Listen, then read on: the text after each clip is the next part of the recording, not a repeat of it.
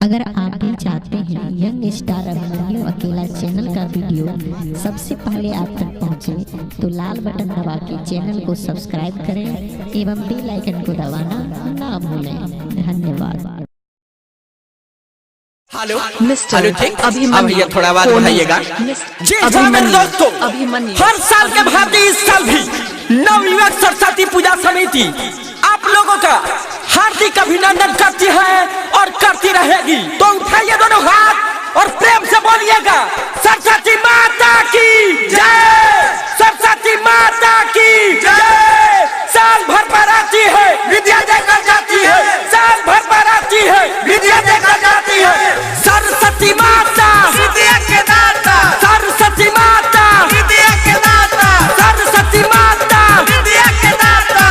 अभिमन्यु हाँ हाँ भरबा हमर सुन गिला मोतिहारी, परिभाषण माई के सबसे अगाड़ी, सबसे अगाड़ी, सबसे अगाड़ी। भरबा हमर सुनो जिला मोतिहारी, परिभाषण माई के सबसे अगाड़ी।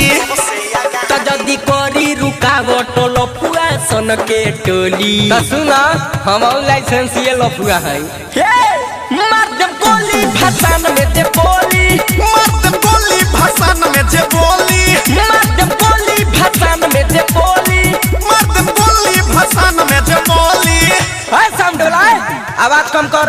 हाँ एक आवश्यक सूचना, मेरे समिति के जितने भी सदस्यगण हैं, अगर मेरी आवाज को सुन रहे हैं तो सबसे पीछे एक लड़का ब्लू टी शर्ट पहना हुआ है और सामने वाले जो छत पे लड़की है उसको लाइन मार रहा है, तो उसको पता नहीं है कि लफुआ का भाषण निकला हुआ है। बोल दो सिस्टम में रहे, गाना बाजी भोजपुरी तबे नुगादा खूबे बूढ़ी, सभे कमला चकाई, केहू के होई ना मजबूरी, केहू के होई ना मजबूरी। सुनो गाना बाजी भोजपुरी तबे नुगारा जाऊरी, सबे कमरला चकाई, केहू के होई ना मजबूरी।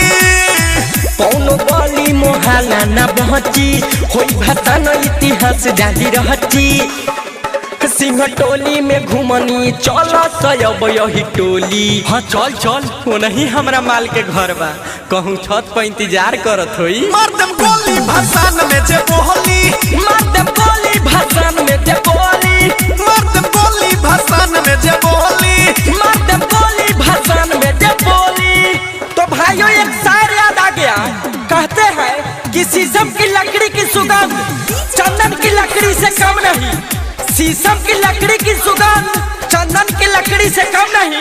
अरे पूजा तो सभी कोई करते हैं, पूजा तो सभी कोई करते हैं, लेकिन हमारा नवयुवक सरस्वती पूजा समिति भी किसी से कम नहीं। मिस्टर अभिमन्यु टाइगर कोनी, सुचित के बोलावो, अभिमन्यु कोनी रोनेस के साथे न जावो, छोट मोट बावे जेला फरा, फैशन फिरोज से सलटावो। Digital recording studio tiger Sujeet के बोलावा, रत्नेश के साथे नचावा, छोट मोटा बावे जेला फरा, किसम सुधीर से सलटा। अभिमन्यु बबलू सूरज या बीर जसवी हरी, सौरभ ऐश्वर्या के चले रंगधारी, के तारिया दारू सबके हुडी जे पडोली। हाँ डोलो डोलो, जब मोतिहारी घर कची का डर है। मर्दम कोली भाषण में जे बोली, मर्दम कोली भाषण में जे बोली, मर्दम कोली भाषण में जे बोली, मर्दम कोली भाषण में जे मिस्टर बोली। अभिमन्यु कोनी, डिजिटल रिकॉर्डिंग अभिमन्यु कोनी।